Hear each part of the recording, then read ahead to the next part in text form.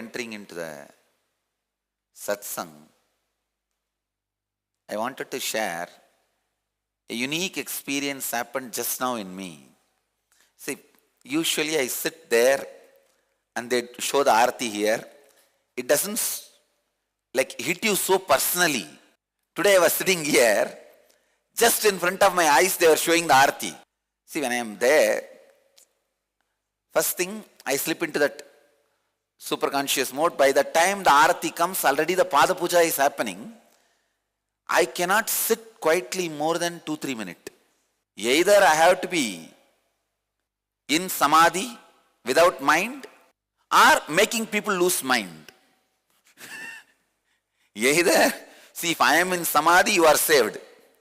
If I am not in samadhi, I drive you to samadhi. That's my life. Naturally, morning means I will be there sitting, and by the time Aarti comes, I am already in samadhi. I don't feel it is directly done to me. I have never felt any pada puja done directly to me. By the time I come and sit, already I have so much respect for my padakas. Actually, the moment I come and sit, first thing I bow down to my padakas.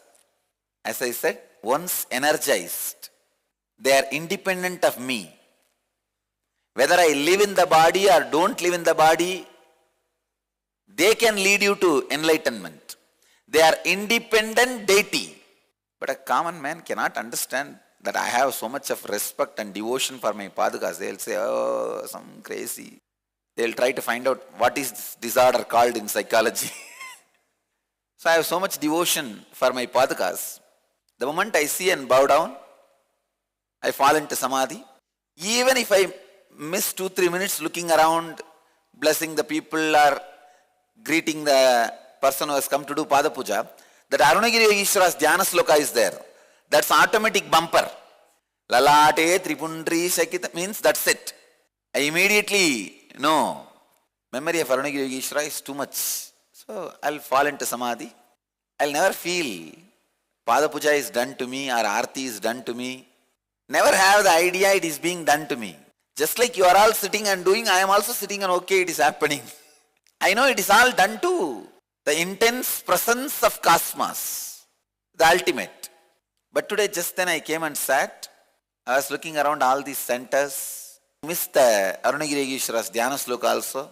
I have had this experience in those days when devotees call me to their houses, and when I go there, they will do a special pada puja in their houses where literally they will put the camphor into my nose. And I'll slowly try to move back. I will not leave you.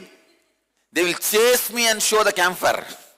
Today it was almost like that scene. For a moment it just hit that around the world, at least in hundreds of places, people are worshipping with so much of sincerity. By the time the second thought came, I already slipped into samadhi. There was no second thought.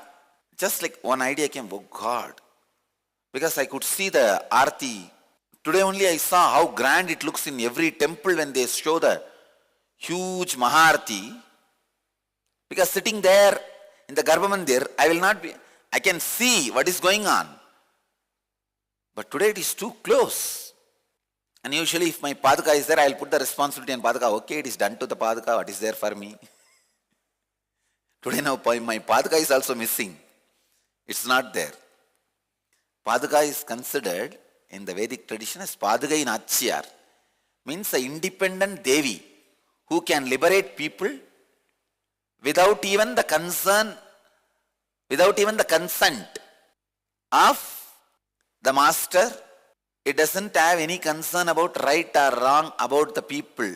It doesn't judge. Padagai Nachyar is presented as a Devi because only mother can liberate without judging. Anyhow, so Padaka is also missing. I am giving you the exact insider's information, how I was feeling. Suddenly I felt huge responsibility for a moment. Then I slipped into samadhi. After the arati is over, I was trying to settle because I have to now talk. Means share some things with you guys. Satsang has to happen. I could see very clearly that responsibility coming out as action. It's like in a river, a box flowing. It was flowing and coming out and opening. I saw what is that responsibility, how it is getting converted into action. Compassion of not compromising. That is what exactly I felt. As long as I keep that one quality, compassion of not compromising with original teaching, I can be worshipped. Just yesterday I was having a small meeting with a group of ashramites. I told them, I stopped sitting with ashramites. Yesterday one of my disciples gave me a letter. You made me go through all my low moods and problems by myself. You did not stand by me. You did not support me. You thought I am a stable, strong person. You did not support me to go through that. Understand, me not showing any love, showing any sympathy, not showing any support is my ultimate uncompromised compassion. If I show any support when you go through mood swings, if I show any concern, over. You will be forever a child. Never you will break free. Even I was thinking, no, I should be little more socially compassionate, that socially loving. But now I am very clear. I cannot even think in that line. I just have to be a Trishul of Kalabhairava. That is my compassion. That is the ultimate compassion. Sword of Karuppar, Trishul of Kalabhairava. Uncompromising compassion makes you worthy of worship. I wanted all of you to note down this in your book of heart. Uncompromised compassion makes you worthy of worship. All of you imbibe this uncompromised compassion. Means don't compromise with your compassion.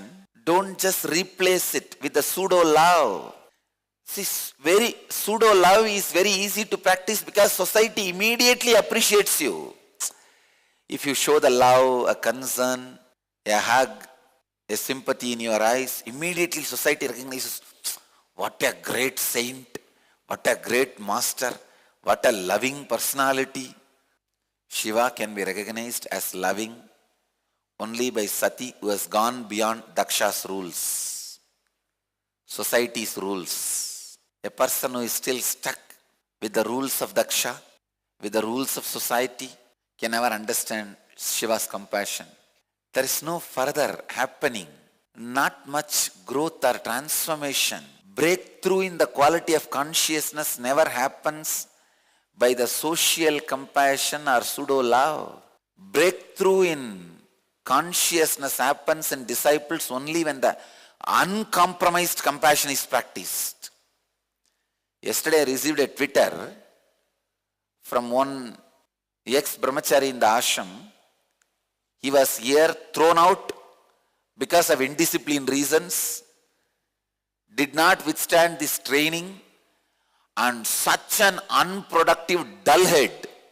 Even the last hour department does not want to entertain him.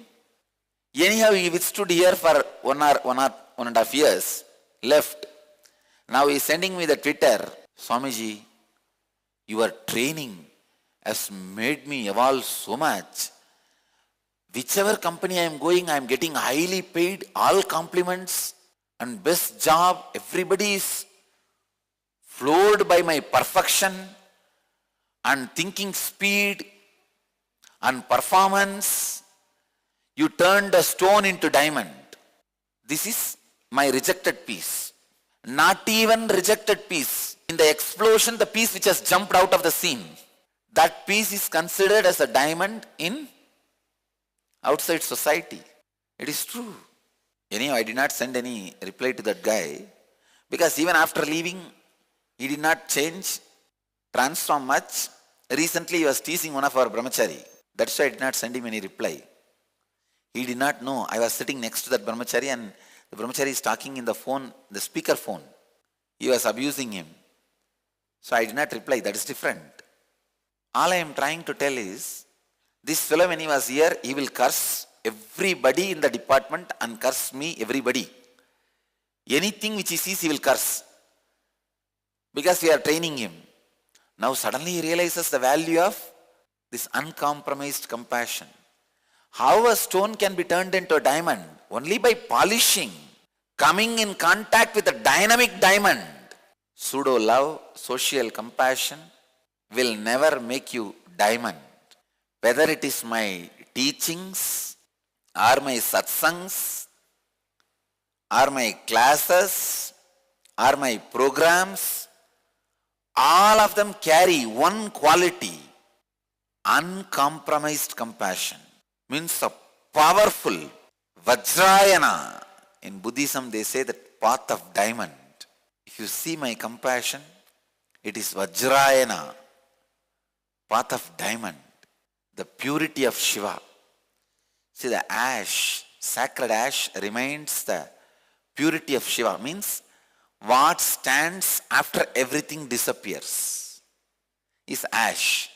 That is why that represents Shiva. Shiva is the only one which stands after everything disappears, after everything is destroyed. Whatever can be destroyed, destroy them as early as possible. Whatever can be destroyed in you, destroy them as early as possible. What stands undestroyed is Shiva. Burn whatever can be burnt.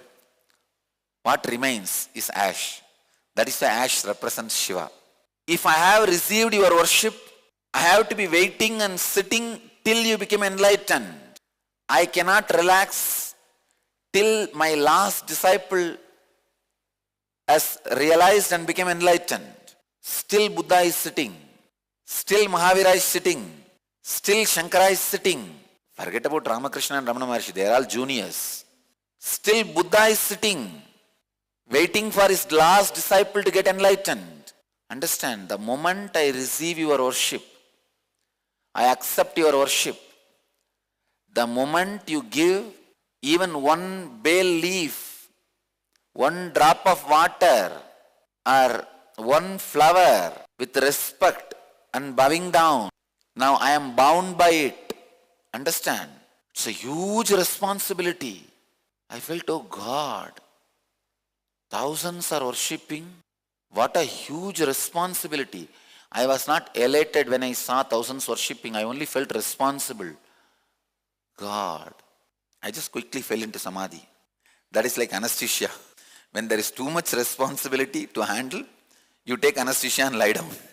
Of course, in anesthesia nobody will do your job, but in samadhi, Kasmas will do your job. That is the only difference.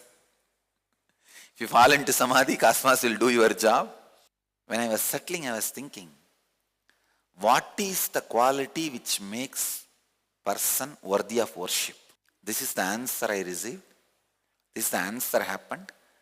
Uncompromised compassion means love only the possibility of the person, push every human being around you, including you, because you are also around you only, towards the highest possibility. Push yourself to the highest possibility means high achiever. Not just in the outer world, in the inner space also. And push everybody around you to the highest possibility. Contributing to others' life spiritually and making a difference in others' life is the quality which makes you worthy of worship. Understand? Radiate this quality, then you are radiating me. I can see. Welcome to Inner Awakening, the most powerful personal transformation retreat you could ever experience. In just 21 days, thousands are already experiencing the shortest route to constantly high energy levels, visible anti-aging, healing of chronic diseases, fulfilling relationships, and higher states of consciousness. What is the secret behind this transformation?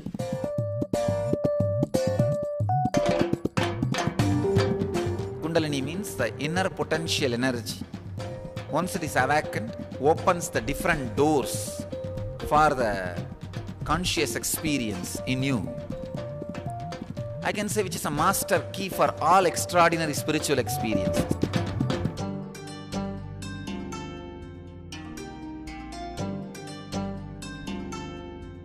This extraordinary program is conducted personally by Paramahamsa Nithyananda in the vibrant atmosphere of Nithyananda Dhyanapitham Ashram.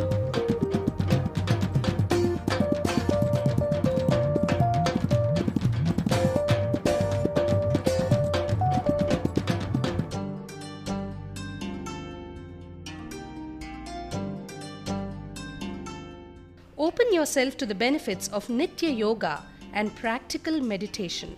Experience physical and mental healing. Discover simple ways to handle life with success. Above all, enjoy individual darshan and blessings from Paramahamsa Nithyananda every day.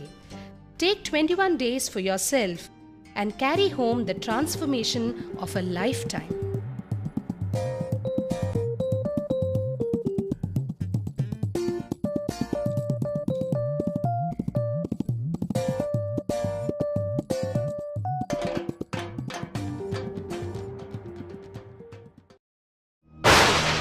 Akashic readings. Does life exist on other planets?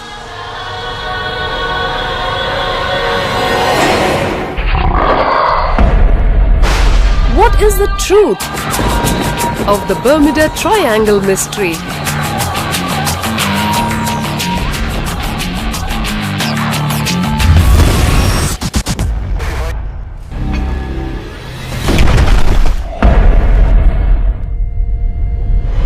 Can I find out about my past lives?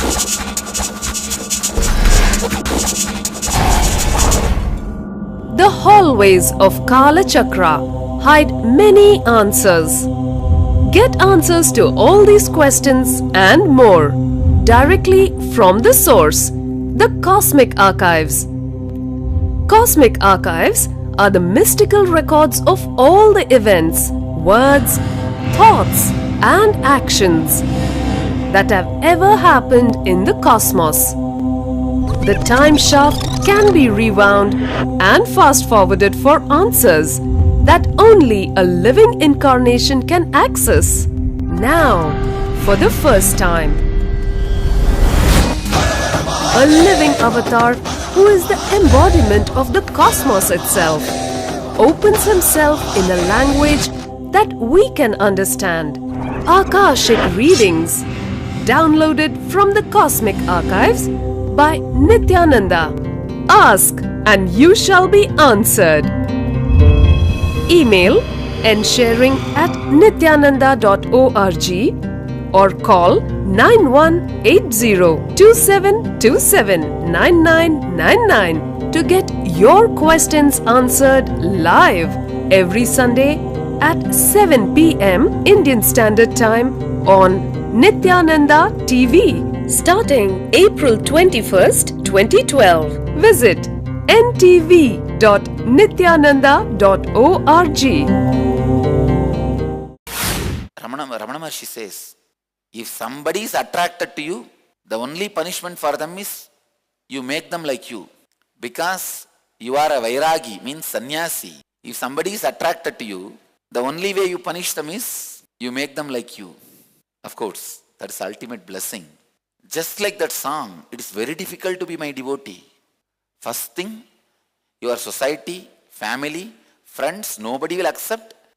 You have to listen to a spiritual satsang as if you are secretly watching pornography. Even for pornography, they may not object so much. But watching Nithyananda's satsang, so much objection will be there. I took away the social recognition which was around me to train my disciples strongly. Because there are thousands of fellows without even able to look in whether they are seeking is really seeking or it is just going with the social recognition which I was having. Now all the fellows who left, they were around me because I am a socially big guy, not spiritual master. They were eyeing on either my name and fame or wealth or so many other things around me. They were not eyeing on me itself. Now when all those things left, I can see very clearly. who is following me, who really wanted me from the beginning. Ramakrishna says very beautifully, one eagle was carrying a fish and flying. Thousands of crows were around that eagle trying to attack that eagle to catch that fish. That eagle tried to fly this way, that way, that way. The crows are chasing him, shouting, ka, ka, ka. They were flying, chasing the eagle. Finally, the eagle has thrown the fish, went and sat in a tree silently. The eagle saw, oh God, because all the crows are now behind the fish, running around me, ka, ka.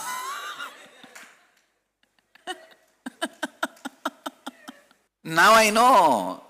They were not running around me, for this name and fame, and so many other social paraphernalia. When all that is lost, when I am free now, I could understand all the crows went away. It is not that easy to be my devotee. I will never think of 1,000 sacrifices you did. I will only look at one or two patterns you are holding. There's a beautiful story. One old lady was having one cow and selling the milk she was living. One day, she's a great devotee of Krishna. She invited Krishna to her house. Krishna went and blessed her. Best thing is going to happen for you. And he came away. Next day, that cow died. At the same time, another incident happened. One greedy Pandit came and put one tulsi leaf at the feet of Krishna and asked, I want wealth. Krishna also said, all right, whatever you asked will happen. That Pandit got huge wealth and he became more egoistic and greedy. Narada sees both and asks Krishna, what is going on? There that poor old lady, you killed her cow also, only cow she had. And here for this fellow you gave so much wealth. I don't understand. Krishna says, that is why you are Narada, I am Krishna. With the devotee, she lost all her patterns except her attachment to the cow. Now it is time for me to liberate her from that one attachment. The moment she is free, she will be enlightened.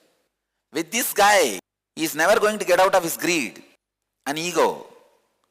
So I gave him more wealth to be in that suffering for more and more births. So I treat my devotees like how Krishna treated that old lady. I look at the 1 or 2 engrams you have, never the growth you made. That is what I call uncompromised compassion. I tell you, even if people around you, society around you, does not appreciate what you are doing, have patience, go on infusing spiritual truths in their life by your actions and uncompromised compassion, constantly, untiringly, with tremendous inspiration and without any boredom, go on radiating this uncompromised compassion with the people whom you live. Appreciate the possibility of every person, inspire, encourage continuously every individual towards his or her possibility. Go on inspiring every individual to be a high achiever. Inspire yourself constantly to be a high achiever without any goal. That is the beauty. The goal will be constantly expanded. Go on. Inspire yourself to be a high achiever.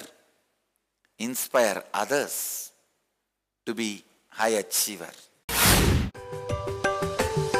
The Sacred Secrets of Southeast Asia, revealed by a living incarnation.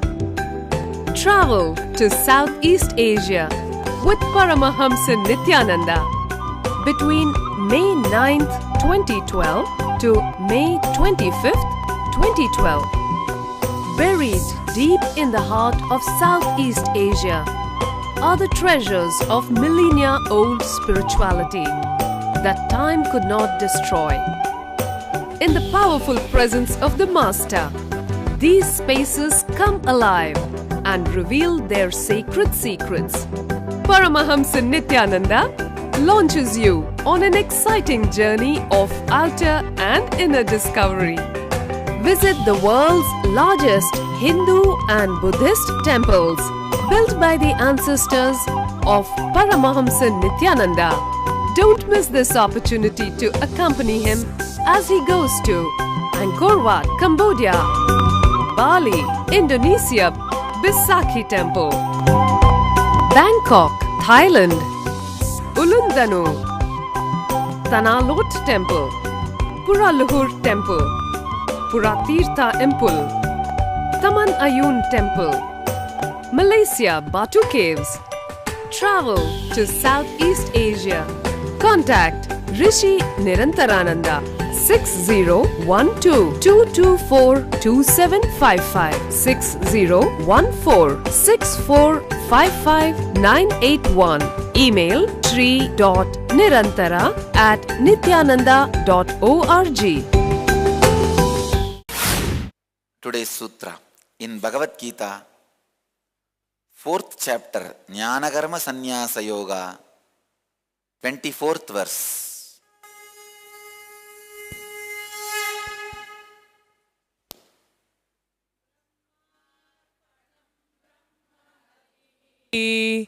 ब्रह्माग्नौ ब्रह्मणाहुतं ब्रह्मैव तेन गन्तव्यम् ब्रह्म कर्म समाधिना ब्रह्मार्पणं ब्रह्म हविः ब्रह्माग्नौ ब्रह्मणाहुतं ब्रह्मैव तेन गन्तव्यम् ब्रह्म कर्म समाधिना ब्रह्मार्पणं ब्रह्म हविः ब्रह्माग्नौ ब्रह्मणाहुतं ब्रह्मैव तेन गन्तव्यं ब्रह्म कर्म समाधिना ब्रह्मार्पणं ब्रह्म हविः ब्रह्माग्नौ ब्रह्मणाहुतं ब्रह्मैव तेन गन्तव्यं ब्रह्म कर्म समाधिना ब्रह्मार्पणं ब्रह्म हविः ब्रह्माग्नौ ब्रह्मणाहुतं ब्रह्मैव तेन गन्तव्यं ब्रह्म कर्म samadhina. This verse is the largest number repeated verse in Bhagavad Gita all over the world. Because all Hindu monasteries before eating, this is said as a prayer. In all Hindu traditions, this mantra, this verse is chanted as a prayer before eating or drinking any food or water. You would have seen sadhus and brahmins pouring little water in front of their food plate and drinking that water and eating. They chant only this mantra. Brahmarpanam brahmahavihi brahmagnau brahmanahutam brahmaiva dena gantavyam brahmakarma samadhina. Still I remember in Ramakrishna Mission I learned this habit of chanting this mantra before the food. When I read the meaning, I'll give you the translation. The offered butter to the Supreme in the fire of the Supreme is offered by the Supreme. Certainly the Supreme can be reached by him who is absorbed completely in action. If I have to give you the rough meaning, the offering, offered, who offers, the action of offering, everything is supreme. It is cosmos which is doing. It's like an ocean having a wave in itself and raising in itself and finally falling in itself. The wave and the reason for the wave, the place from where it raises, place where it stays and place where it falls, everything is ocean. The sacred secret from this verse is, it's a cosmos which is offered, in which it is offered, who is offering, and the action of offering. Everything is Brahman, cosmos. Once I understood that meaning and it clicked, Every day before the food, when I chant this mantra, I used to have that experience. Nature happening here as the food is entering into the nature, becoming nature, moving the nature. It is just the whole. Cosmos only is coming as food. Cosmos only is putting it into the cosmos. The cosmos only is digesting. And cosmos only is using it to radiate again into cosmos. A simple, direct, sacred secret. Understand? You are breathing. The air is from cosmos and it goes inside. Automatically it functions and keeps the life inside and continues to relate with the cosmos. Same way food. The same way every action, even information, comes from cosmos, gets into your system, makes you work, relate with the cosmos. This verse can be a technique to put you into the enlightenment immediately. This sutra is an instant technique, instant enlightenment technique. See, there are methods for gradual enlightenment, there are methods for immediate experience, sudden enlightenment. The moment it clicks, yes, whether food or the air, anything which keeps me feeling I exist, that source is from cosmos, going inside, and it is going through its own process inside itself and expressing itself. So whether the ingredient added, the experience ground, and the expression happening, all are cosmos. Please understand, ingredients added, experience of grinding, and the expression happening. Everything is cosmos.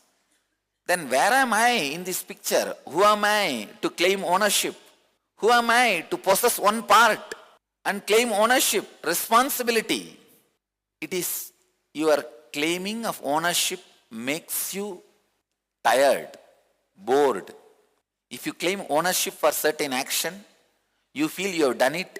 The feeling you have done it makes you tired and feel, oh, I have done too much. Now it is time for me to lie down. What were you doing? Half an hour sitting. It is tiredness which claims ownership. It is ownership which is responsible for tiredness. Live with this one understanding. You will experience enlightenment suddenly because this sutra is a sudden enlightenment technique. Just if you understand, it can liberate you. You can become enlightened. I think more than me talking, you need to sit with this sutra, contemplating, meditating, thinking through. See all the resources for your life. What all the resources for your life? Food, water, air, light, thoughts, inspiration, emotion, excitement, love. Nothing is from you. Everything is from cosmos. It comes inside you. It functions as the cosmos wants. And it gives you the experience as cosmos wants. And it expresses as the cosmos wants. That's all. The ingredients are from cosmos. The experience of grinding is of cosmos. And the expression is of cosmos. Where are you claiming your ownership? Who are you to claim any ownership? There is nobody to claim even responsibility. Anybody who claims ownership or responsibility or trying to retain their I and mine looks fool. You are legally fool. Not just cosmically, even legally fool. Being cosmically a fool or socially a fool is tolerable, but you are legally a fool. At the most, if you feel you are a middleman, okay. It's like I say, wholesaler is giving the gold to you to sell it to the retail sale and give the money back to the wholesaler. In between, if you feel you are a middleman, at least legally you are forgivable. But suddenly you feel you are the owner who is between the chain. Suddenly the fellow feels he is the owner. Then you are a legally fool. You are not even between the chain. You try to hang on between the chain. And not only you try to hang on, you try to claim ownership also. Today, with this great sutra, which is used before eating or drinking anything in Vedanta tradition, I am going to initiate group of disciples into the hunger-free, thirst-free samyama. See, I am experimenting with a group first, then I will bring that science to all of you. See, today I am going to initiate one small group in the ashram, then I will initiate the whole ashramites team and 2012 group. Maybe after 3-4 days I will initiate the whole ashram and the 2012 group. Then I will open this process and technique to the whole, all the devotees and everybody. Because first I wanted to see, without any side effect, I know there won't be any side effect. I wanted to see how these bodies are responding for this programming, how it is happening. I'll open it to everybody. Now, all of you sit for a few minutes, just contemplating on this one verse. The source material, resource for me is cosmos. The resource is doing the experience of cosmos in me and expressing itself. Then who am I to claim responsibility or ownership? Where am I intervening? Middleman cannot claim ownership. You are only middleman at the most of your life. You can never be a owner. Close your eyes. Sit in a relaxed way. I initiate all of you with this mantra. From today, before eating, remember this mantra and this sacred secret. Resource is from cosmos. Experience is of cosmos. Expression belongs to cosmos. Then, who am I to claim responsibility or ownership for anything? Middleman cannot be owner.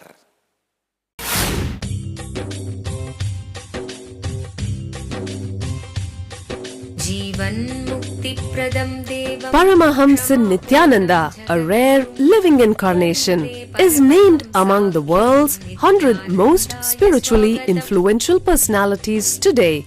Paramahamsa Nithyananda has been placed alongside Dalai Lama, Nelson Mandela, Oprah Winfrey, Paulo Coelho and others by Mind, Body, Spirit, the world's top esoteric magazine from Watkins, London's oldest and largest bookstore. A yogi by birth, he has been expressing his power of enlightenment since birth.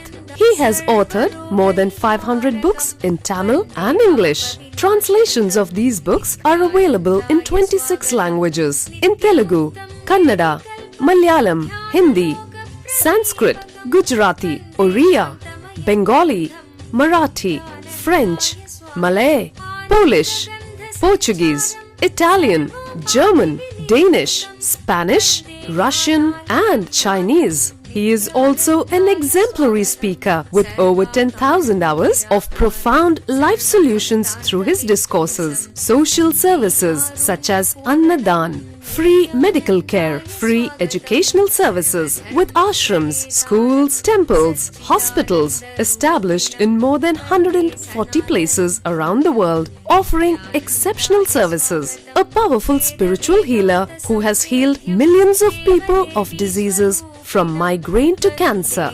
A Kriya Yogi who has formulated Kriyas for physical health and mental well-being, benefiting thousands. A living master who offers practical solutions for our everyday problems. He is the founder and spiritual head of Nithyananda Dhyanapeetham. a spiritual powerhouse who has revived the sacred Vedic tradition by establishing Vedic temples in places like Los Angeles, San Jose, Seattle, Toronto, Ohio, Oklahoma, Phoenix, St. Louis, Malaysia, Brazil, Paris, Guadeloupe, Dallas, New York, New Jersey, Atlanta, Calgary, Vancouver, Singapore, and places in India like Bengaluru, Hyderabad, Tiruvannamalai.